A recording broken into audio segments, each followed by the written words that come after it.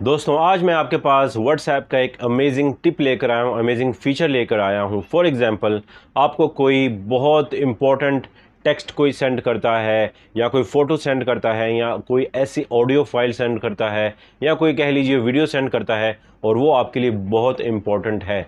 और next time जब आपने उसको देखना होता है और फॉर एग्ज़ाम्पल उसी चैट की लिस्ट जो है वो लंबी से लंबी होती रहती है, आपकी बात होती रहती है, वो आपके इम्पोर्टेंट जो चीज़ें हैं वो ऊपर चली जाती हैं।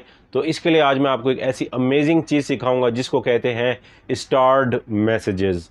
तो चलिए दोस्तों, कोई भी टाइम वेस्ट नहीं करते और अपनी मोबाइल की स्क्रीन पर चलते हैं। Let's get to the point.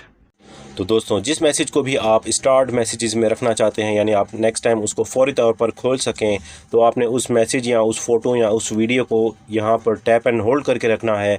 इसके बाद ये आपको स्टार का साइन नज़र आ रहा है, आपने ये क्लिक कर देना है। अब जब आप ये क्लिक कर देंगे तो आप यहाँ पर बैक आइएगा। फिर यहाँ पर बैक जब आपको 3 डॉट्स मिलते हैं व्हाट्सएप के ऊपर, यहाँ पर आप देख सकते हैं लिखा हुआ है स्टार्ड मैसेजेस।